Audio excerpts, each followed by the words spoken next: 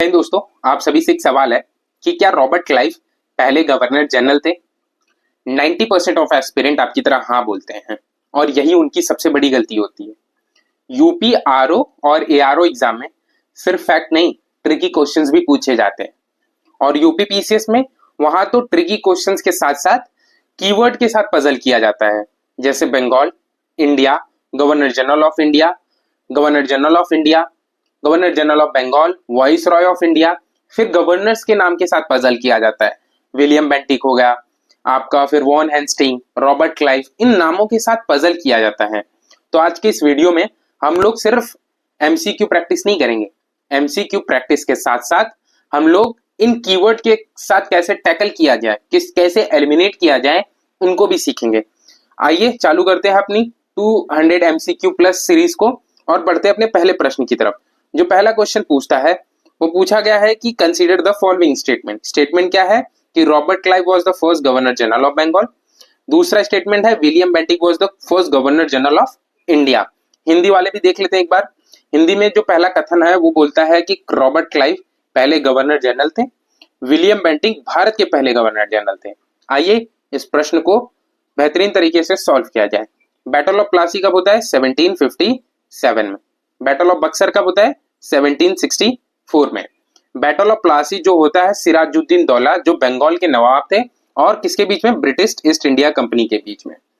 इसको कौन जीतता है? ब्रिटिश ईस्ट इंडिया कंपनी जीती है और बंगाल के नए नवाब को कौन बनाए जाते हैं? मीर जाफर, जो एक तरह से ब्रिटिश ईस्ट इंडिया कंपनी के पपेट रहते हैं। और ब्रिटिश ईस्ट इंडिया कंपनी को मिलती है ट्रेडिंग राइट्स और कई सारे एडमिनिस्ट्रेटिव राइट। फिर होता है battle of Buxar. Battle of Buxar होने के बाद British East India company totally तरीके से पावरफुल हो जाती है और यहां इनको मिलता है दीवानी राइट्स। दीवानी राइट्स मिलने के बाद ब्रिटिश ईस्ट इंडिया के कंपनी के अंदर कई सारे करप्शन होने लगते हैं और वहां तब के गवर्नर जो थे रॉबर्ट क्लाइव, उनके ऊपर कई सारे करप्शन चार्जेस भी लगते हैं। इन करप्शन को देखते हुए ब्रिटेन की पार्लियामेंट में डिमांड उठता है कि हमको एक एक्ट लाना चाहिए, रेगुलेटिंग एक्ट।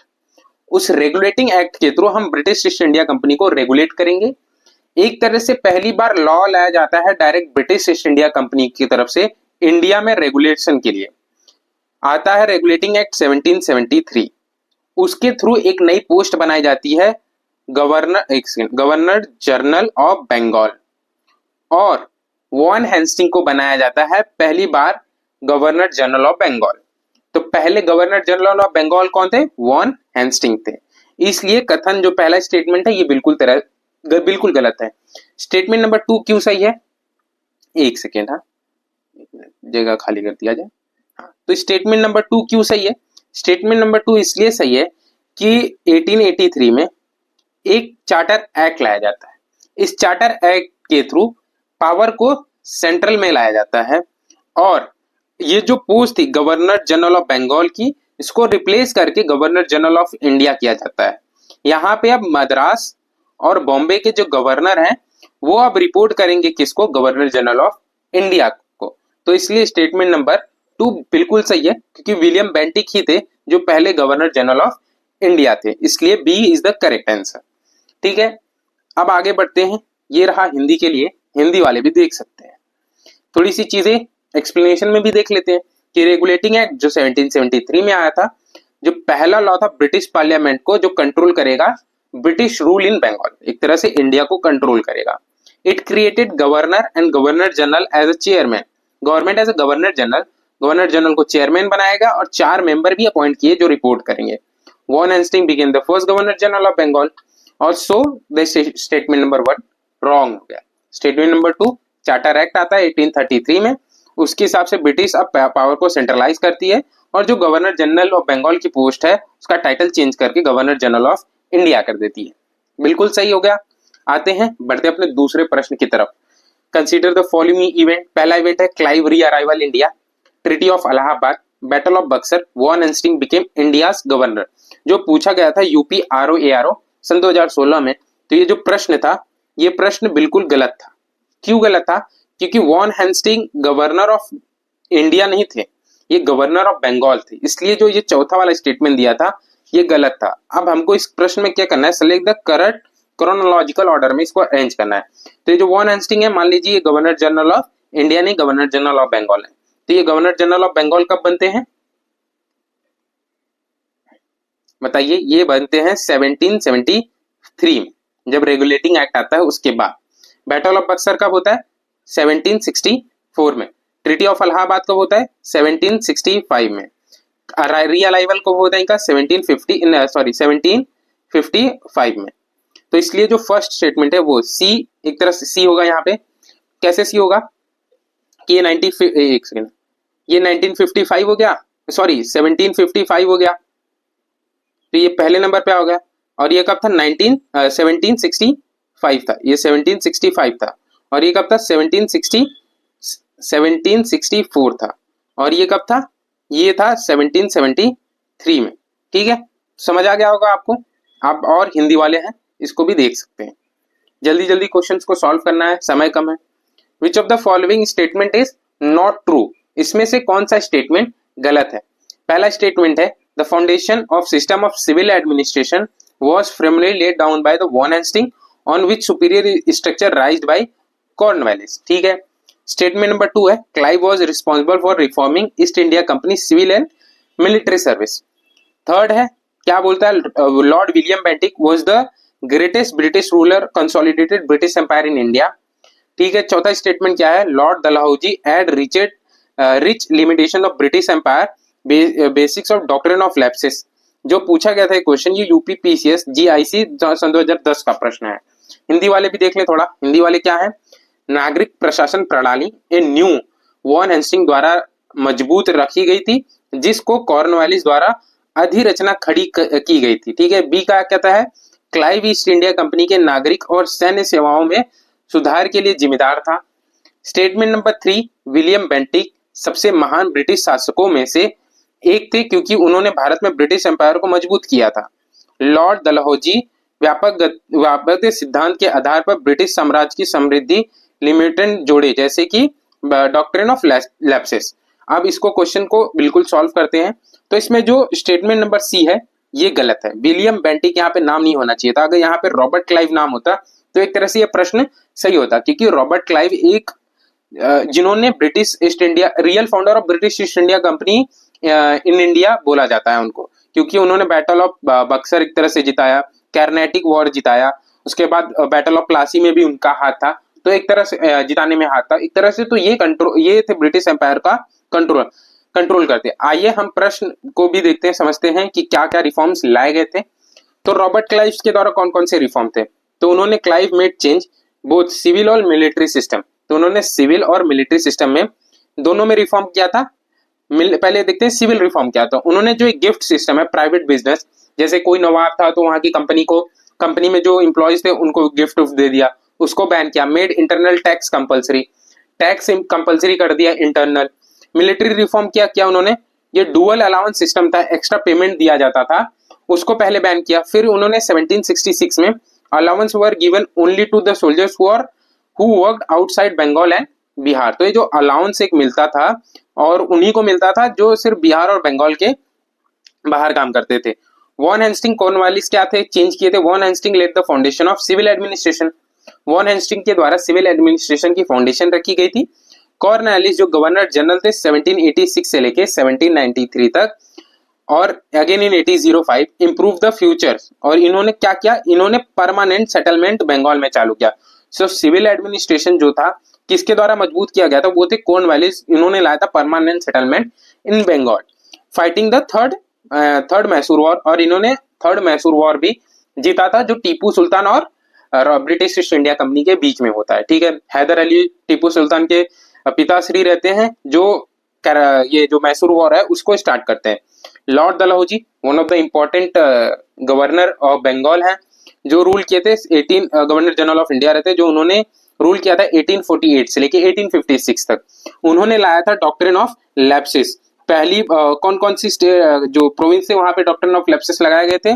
जतपुर एंड सतारा हो गए 1848 में, जैतपुर और संभलपुर 1849 में, भगत में 1850 में, उदयपुर 1852 में, झांसी और नागपुर में लगाया गया था 1854 में। और 1856 में अवध को इन्होंने बोला कि ये मिस गवर्नमेंट कर रहे हैं, तो इसके लिए जो यहाँ पे डॉक्ट्रिन ऑफ लैप्सेस लगता है। अब ये जो अवध है, अवध प्रोविंस है, ये किसके कंट्रोल में रहेगा?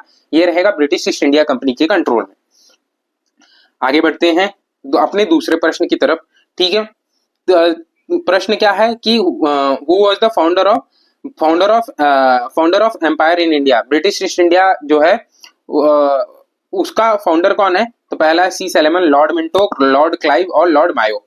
मैंने बताया था कि लॉर्ड क्लाइव को ही बोला जाता है founder of East India Company या founder of British Empire in India, तो इसलिए स्टेटमेंट नंबर सी सही है। हिंदी वाले क्या है कि भारत साम्राज्य की स्थापना कौन किया था? यहाँ क्वेश्चन गलत है। भारत साम्राज्य में ब्रिटेन की स्थापना या ब्रिटिश ईस्ट इंडिया कंपनी का फाउंडेशन कौन किया था? वो थे लॉर्ड क्लाइव।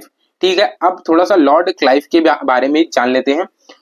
जो लॉर्ड क्लाइव थे वो पहली बार इंडिया आते हैं 1744 में।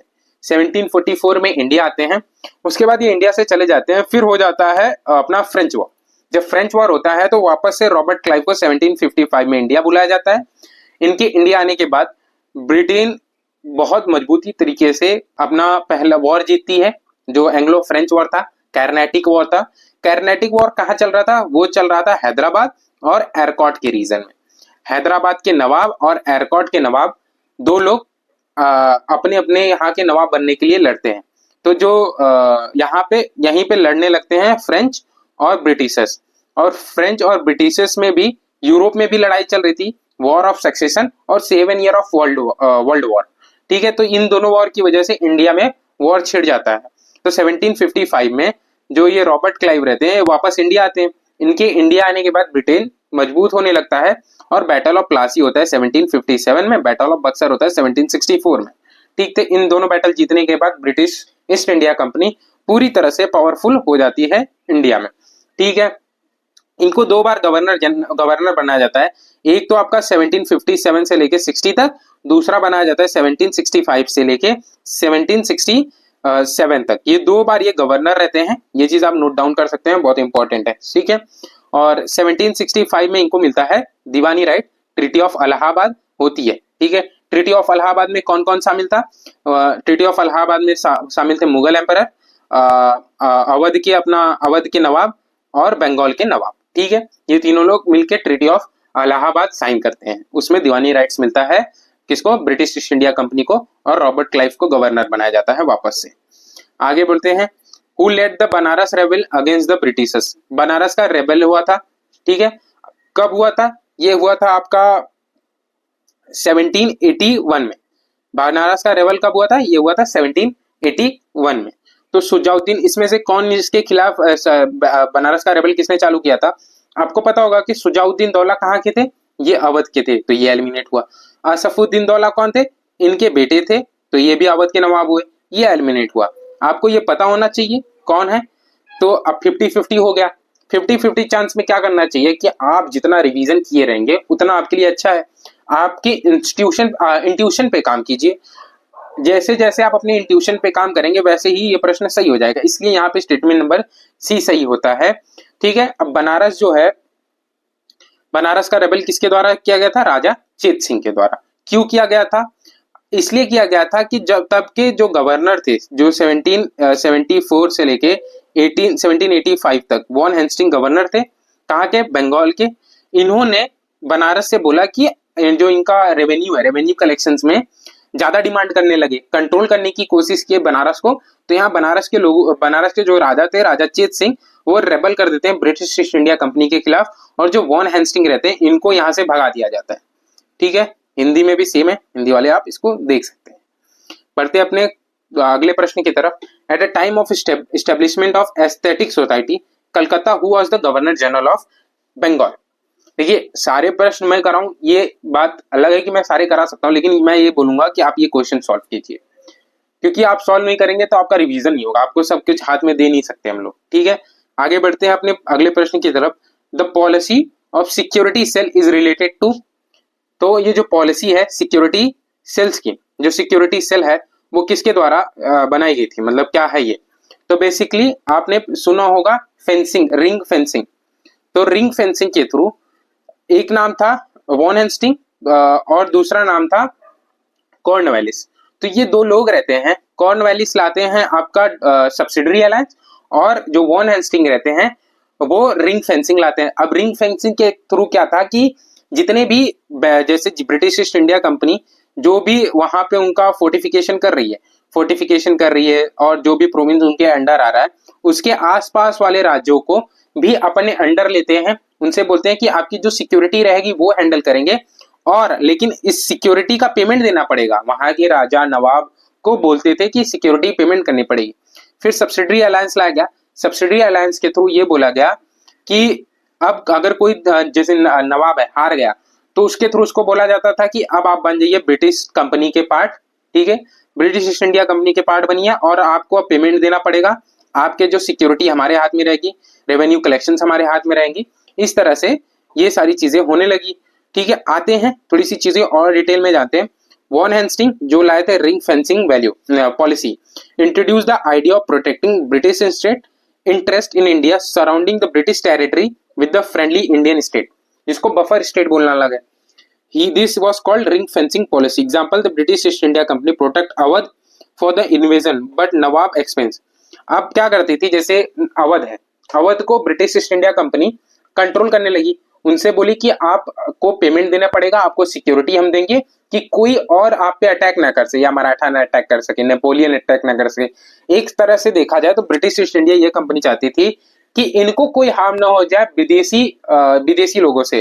ठीक है, इस तरह से आया ये रिंग फेंस पॉलिसी, जो किसके द्वारा लाया गया था, ये लाया गया था वॉन हेस्टिंग के द्वारा। फिर एक और पॉलिसी आई वेसेले द्वारा, ये आई थी subsidiary alliance. Took it step further under the Lord Wellesley Indian state India had कि ब्रिटिश ट्रूप देयर टेरिटरी। तो जो ब्रिटिश की ट्रूप थी वो टेरिटरी में रहेगी।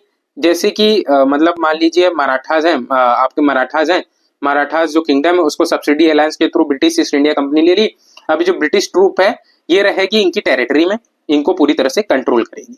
ठीक है, समरी क्या है, the security cell policy was about creating buffer zone, making Indian state of their own protection, forcing Indian rulers depend on the British military power. ये फोर्स करता था बेसिकली कि ब्रिटिश ईस्ट इंडिया कंपनी के control में हो पूरी तरह से, जो ब्रिटिश के इंडिया के जो राजा है, नवाब है वो। आगे बढ़ते हैं, the dual system of governance in Bengal was enforced by Warren Hastings, William Bentinck, Robert Clive, lord Curzon. Answer number C सही है। आगे समझे में क्यों सही है। तो बंगाल के शासन में दोहरी प्रणाली लागू की गई थी, किसके द्वारा, वो की गई थी रॉबर्ट क्लाइव के द्वारा। जब बैटल ऑफ जो ये इन्फो डुअल सिस्टम है, बैटल ऑफ प्लासी होता है, बैटल ऑफ प्लासी होने के बाद ब्रिटिश कंट्रोल में आती है, दीवानी राइट्स मिलता है, यहाँ से आता है डुअल सिस्टम गवर्नमेंट का। इस डुअल सिस्टम के गवर्नमेंट के थ्रू दीवानी राइट्स दिए जाते हैं ब्रिटिश ईस्ट इंडिया कंपनी को, और मैनेजमेंट दिया जाता है नवाब को। अब क्या हो रहा था, इन दोनों के बीच में कोऑर्डिनेशन नहीं बैठ पा रहे थे। रेवेन्यू तो ये सारा ले लेते थे, लेकिन मैनेजमेंट के लिए नवाब को तो पैसे ही नहीं देते थे ज्यादातर। तो इसकी वजह से करप्शन और फेमाइन बढ़ने लगे बंगाल में। इन फेमाइन बढ़ने की वजह से ब्रिटिश ईस्ट इंडिया कंपनी को बहुत सारा लॉस होने लगा। तो ये जो डुअल सिस्टम था ये अबॉलिश कर दिया जाता है। कौन करता है, आगे देखते हैं कौन करता है। Who among the following abolish the dual government. तो जैसे ही गवर्नर जनरल ऑफ बंगाल बनते हैं वॉन हेस्टिंग, इन्होंने ये जो अपना डुअल सिस्टम गवर्नमेंट था इसको अबॉलिश कर देते हैं। आगे बढ़ते हैं और क्वेश्चन को सॉल्व करते हैं, अगले प्रश्नों को सॉल्व करते हैं। Who among the following governor general created concern civil service of India later came known as Indian civil service. तो जो ये सिविल सर्विस है ये इसको कौन क्रिएट है किया था, और बाद में यही जाके इंडियन सिविल सर्विस बन जाता है। तो इसको कौन किया था, इसको किए थे अपने कॉर्नवालिस जी। तो लॉर्ड कॉर्नवालिस, इसका डी आंसर बिल्कुल सही है, जो पूछा गया था आपके आईएएस एग्जाम सन 2010 में। हिंदी में भी सेम है, देख लीजिएगा आप हिंदी वाले। अब इसको समझते हैं डिटेल में, बहुत बढ़िया तरीके से समझते हैं इसको कि लॉर्ड कॉर्नवालिस जो स्टार्ट किए थे सिविल सर्विस ऑफ इंडिया, उन्होंने after becoming governor general of Bengal he made a changes in the administration. तो जैसे ही Cornwallis governor general of Bengal बनते हैं तो वो एक चेंज लाते हैं एडमिनिस्ट्रेशन में, किसके, अपने ब्रिटिश ईस्ट इंडिया कंपनी के एडमिनिस्ट्रेशन में। वो इंट्रोड्यूस करते हैं, पहली बात तो वो जो रेवेन्यू बोर्ड था उसको खत्म करते हैं और इंप्रूव करते हैं सिस्टम मैनेजमेंट का। He also made a rule stop British forces to doing the personal business. तो जो जैसे ब्रिटिश लोग थे, ब्रिटिश ऑफिसर्स थे, उनको बोलते हैं कि पहली बात कि ये जो आप पर्सनल ट्रेड कर रहे हैं उनको बंद कीजिए। जो भी ट्रेड होगा अब only British East India company कर सकती है, कोई पर्सनल ट्रेड नहीं होगा। उन्होंने एक चीज लाई कॉर्नवालिस कोड, जिसको बोला उसके थ्रू जो he spreaded civil work and judicial work clearly. उन्होंने क्या किया कि जो सिविल वर्क है, एडमिनिस्ट्रेशन वर्क है, उसको डिफरेंशिएट किया, जुडिशियल वर्क को डिफरेंशिएट किया। तो उन्होंने लेटर जो ये है उन्होंने इस्टेब्लिश की सिविल सर्विस, जो बाद में बन गया ICS। तो बेसिकली लॉर्ड कॉर्नवालिस के द्वारा ही इस्टेब्लिश की गई थी इंडियन सिविल सर्विस। ठीक है, बढ़ते हैं आगे। The second half of 18th century was often called local representative aura authority of company Bahadur. तो 18th सेंचुरी के पास एक बहादुर अपॉइंट किया जाता, लोकल अथॉरिटी रहती थी जिसको aura and authority of company Bahadur बोला जाता था। तो लोकल लोग उनको क्या बुलाते थे? कोतवाल, दरोगा, अमला, लैंडलॉर्ड मतलब जमींदार। ये क्वेश्चन बहुत इंपॉर्टेंट है क्योंकि ये यूपी आरओ और ARO सन 2021 में पूछा गया था। आज के जमाने में भी हम उनको बोलते हैं दरोगा साहब। ये तब से बोला जाता था, आज भी बोला जाता है। कौन लाया था इसको? इसको लाए थे लॉर्ड कॉर्नवालिस। लॉर्ड कॉर्नवालिस क्या करते हैं? ही सेटअप अ पुलिस स्टेशन। ये आता है 1793 में। लॉर्ड कॉर्नवालिस एक पुलिस स्टेशन एस्टेब्लिश करते हैं हर 20 से 30 स्क्वायर माइल्स पे। तो बेसिकली 1793 में अपने जो गवर्नर जनरल ऑफ बंगाल हैं वो एस्टेब्लिश करते हैं क्या? थाना, जो रहेगा 20 से 30 स्क्वायर किलोमीटर पे, माइल्स पे। उस पुलिस ऑफिसर जो पूरा स्टेशन का ध्यान रखेगा, ठीक है, उसको बुलाया जाएगा दरोगा। The magistrate was responsible for appointing the दरोगा। तो दरोगा को अपॉइंट करने के लिए रिस्पॉन्सिबल कौन था? वो था मजिस्ट्रेट रिस्पॉन्सिबल था। तो फार्मर सॉस दरोगा as a local officer, British East India company called him Bahadur. British East India company उनको बहादुर बोलती थी और जो लोकल थे, जो इंडियंस थे, उनको दरोगा बुलाते थे। ठीक है, ये सारी चीजें हो गई। अच्छा, ये जो पहले कंट्रोल कौन किया करता था? इसको कंट्रोल किए रहते थे दीवान लोग। जो दीवान थे वो लोग इसको कंट्रोल किया करते थे। लैंडलॉर्ड्स कंट्रोल किया करते थे। लेकिन अब एक नई पोस्ट बनाएगी, दरोगा की पोस्ट। अब दरोगा के द्वारा ये सारी चीजें कंट्रोल की जाएंगी। The tomb of Lord Cornwallis is situated in Ghazipur, Ballia, Varanasi, Gorakhpur. ठीक है, जो UPPCS मेंस का प्रश्न है सन 2011 का। सही आंसर है इसका, आपका इसका सही आंसर है, एक सेकेंड ना, गाजीपुर। ये इसका करेक्ट आंसर है। ये करेक्ट आंसर इसका कैसे है? लॉर्ड कॉर्नवालिस जो गवर्नर थे 1786 से लेके 1793 तक, वो फिर जुलाई में भी 2 बार बनते हैं। ये 2 बार टोटल क्या बनते हैं? गवर्नर ऑफ बंगाल बनते हैं, गवर्नर जनरल ऑफ बंगाल 1786 से लेके 1793 तक एक बार रहते हैं। फिर जुलाई 30 अक्टूबर 5 में इनको 1805 में वापस रीअपॉइंट किया जाता है। He is known for starting permanent settlement. तो इनके द्वारा क्या स्टार्ट किया गया था? परमानेंट सेटलमेंट और मेकिंग लोकल जुडिशियल कोड, मतलब इंडियन सिविल सर्विस भी स्टार्ट किए थे। जो ये अपना दरोगा का सिस्टम था, इन्होंने स्टार्ट किया था। तो ये आप याद रखिएगा। He died in October 5। इनकी डेथ हो जाती है गाजीपुर उत्तर प्रदेश में और वहीं पे इनका टॉम्ब बना दिया जाता है। आगे बढ़ते हैं अपना दूसरे प्रश्न की तरफ। Which of the following statement does not apply to the system of subsidiary alliance but subsidy alliance introduced by Wellesley to maintain large standing army other expense. Not है, ध्यान देना हमेशा से। अगर नॉट है, ये ऐसे वर्ड को ध्यान से देखा करो आप लोग। To maintain the large standing army other expense, दूसरों के आर्मी से डिपेंड, मतलब दूसरों के प्रोविंस में जाना, अपनी आर्मी देना, अपने ही एरिया को प्रोटेक्ट करना और उन नवाब से पैसे लेना। ठीक है, द मेन ऑब्जेक्टिव, एक तो ऑब्जेक्टिव ये सही है।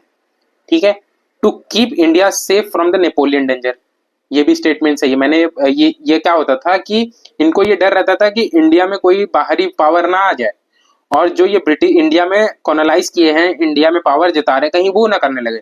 इसलिए ये इंडिया को सेफ रखते थे, बेसिकली अपने आप को सेफ रखते थे, इंडिया को नहीं रखते थे। To secure the fixed income of the company, बिल्कुल गलत। इनकम से कोई रिलेटेड नहीं था सब्सिडी अलायंस का।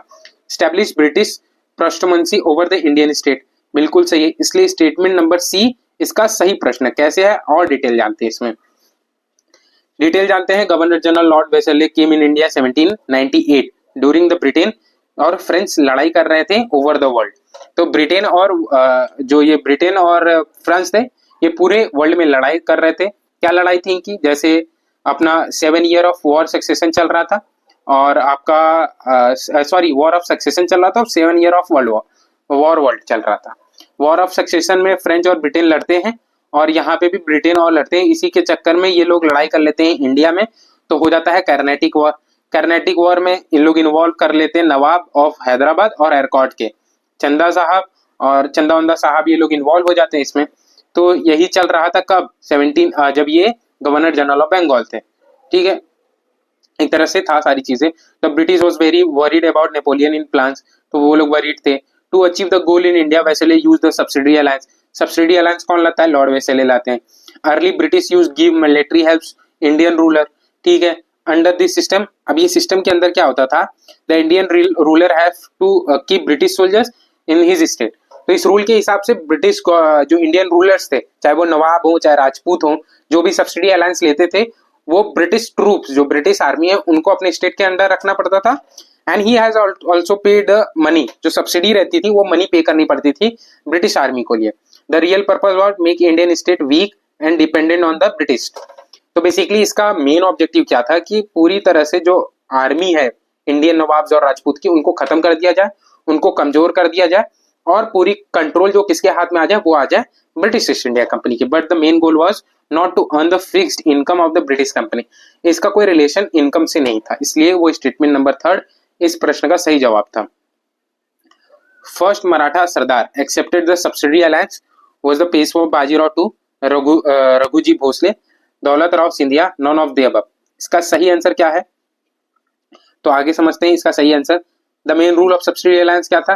तो जो बाजीराव पेशवा 2 थे, पहले तो आंसर मैंने दिया ही नहीं, तो इसका जो आंसर ए है ये बिल्कुल सही जवाब है। ये हिंदी वाले हैं तो इसमें ए बिल्कुल सही जवाब है। अब थोड़े से रूल्स जो सब्सिडी अलायंस के और थे वो भी देख लेते। क्या क्या था? The Indian ruler had keep the British soldiers in state, ये तो पहले ही बात कर लिया, और पैसा देना पड़ता था। He had to accept the British power officer in his court, तो ब्रिटिश जैसे नवाब है, नवाब की जो कोर्ट है उस कोर्ट में एक ब्रिटिश ऑफिसर रहेगा। ये दूसरी कंडीशन थी। तीसरी कंडीशन क्या थी? ही could not make alliance with any other power. मान लो फ्रेंच है इंडिया में पावर, तो किसी और पावर के साथ मिल नहीं सकते थे। तीसरा चौथा क्या था? He could not hire a European officer except British. कोई भी यूरोपियन पावर हो, यूरोपियन ऑफिसर हो अपने कोर्ट में, सिर्फ वो ब्रिटिशर्स को हायर कर सकते हैं। ठीक है, पूरी तरह से कंट्रोल करना चाहता है ब्रिटिश एक नवाब को, ताकि जो भी हो, ट्रेड हो, कुछ भी हो, वो उनके थ्रू हो सके। इन army conflict with other state he had follow British decision. अगर कोई स्टेट के साथ लड़ाई हो जाती है उस नवाब की या उस राजपूत की, तो उसको फॉलो करने पड़ेगा ब्रिटिश के डिसीजन जो लेगा वो फॉलो करना पड़ेगा। He had to accept the British East India Company super power in India. ठीक है, सुप्रीम पावर। सातवां क्या था? He in return British promise to protect his state from enemies internal troubles. जो अगर कोई रेबल होता है, कुछ भी होता है किसी राजा के खिलाफ, तो उसे ब्रिटिश ईस्ट इंडिया कंपनी बचाएगी। If the ruler fail to pay the British would take away the part of land as a punishment. मान लो कोई स्टेट है जो उसके पैसे नहीं दे पा रहा है, मान लो कोई राजा नवाब पैसे नहीं दे पा रहा है, तो ये है, अगर ये पीस ऑफ लैंड है, ये पीस ऑफ लैंड कौन ले लेगा? ब्रिटिश ले लेगी। ठीक है, अब कौन कौन से स्टेट ये जो सब्सिडी अलायंस एक्सेप्ट किए थे, ये बहुत इंपॉर्टेंट हो जाता है भैया।